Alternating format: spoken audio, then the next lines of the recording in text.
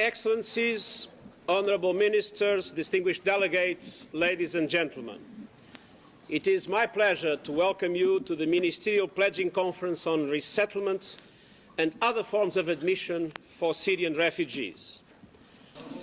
We have come together today, resettlement states, neighbouring host countries, civil society and international partners, in a joint humanitarian effort to increase opportunities for protection and solutions for Syrian refugees. We all know that the conflict in Syria has triggered the most dramatic humanitarian crisis the world has faced for a long time. More than 3.2 million registered refugees, much more than 4 million if we count them all. In the surrounding region, Syrians are the largest population under UNHCR mandate. And the neighbouring countries, Lebanon, Jordan, Turkey, Iraq and Egypt, have been generously hosting these refugees, despite enormous challenges for their national economies, public services and societies. I have to say that the world has a debt of gratitude to the neighbouring countries that probably will never be able to fully pay and to fully express. I believe that these countries deserve massive support from the international community, massive financial support, but also a clear expression of solidarity that a resettlement and humanitarian admission program represents.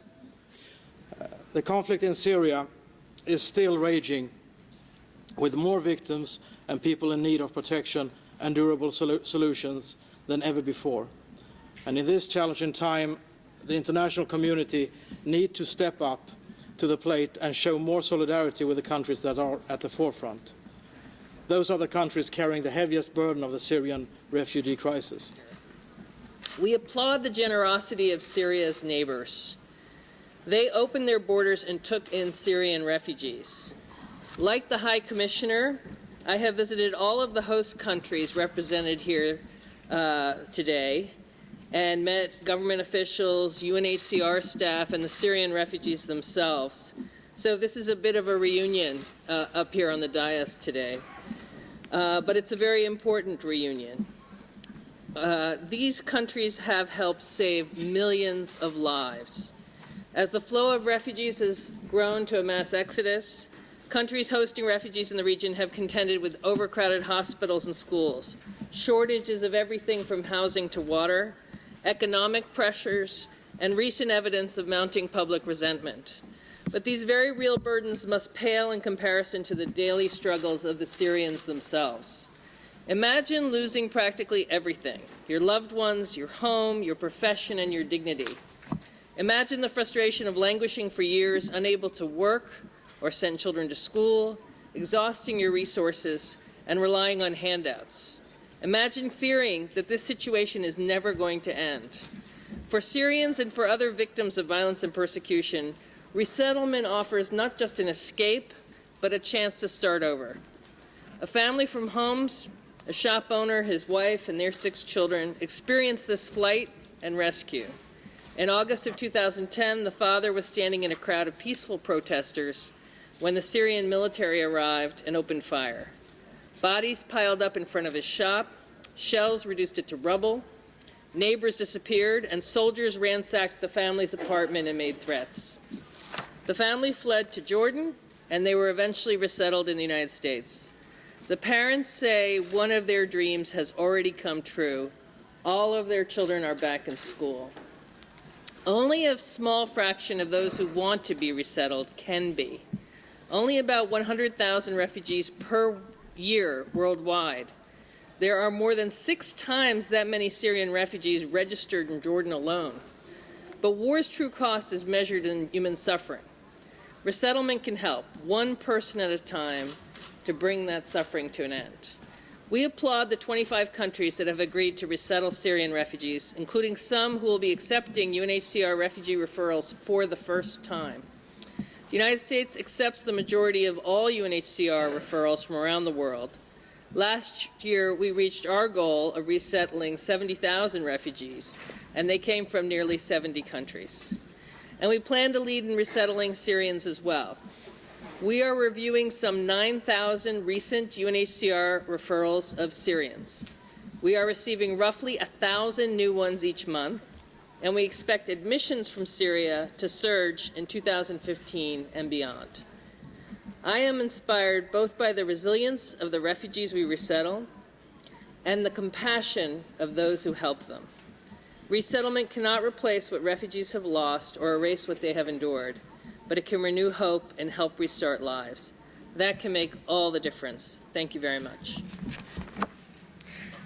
This conference is extremely important. It's important both for the Syrian refugees and for the countries that have taken them in, as well as for those who want to show solidarity and humanity today.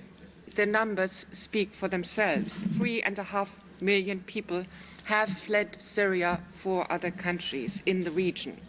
These people and the countries that are straining to accommodate them urgently need our help. If, by working together, we can relieve the burden for these countries, we would have achieved a great deal. I also have an urgent request for all the countries outside the crisis region represented here today. Please take this opportunity to declare your willingness to accept Syrian refugees or to increase the numbers of those you are already taking in. The crisis in Syria, which has been ongoing for now nearly 4 years, continues to deteriorate with no end in sight and has become the largest in the world in terms of numbers of people displaced. It has forced nearly half of its population to leave their homes, leading 3.2 million to seek refuge in neighboring states. It risks destabilizing the entire region. What is required, therefore, is an adequate and sustained international response that allows us to address this humanitarian disaster and to assist Syrian refugees and their host communities. Ladies and gentlemen, today Jordan is trying to cope with the enormous burden of hosting more than 1.4 million Syrian nationals, of whom around 640,000 have registered as refugees.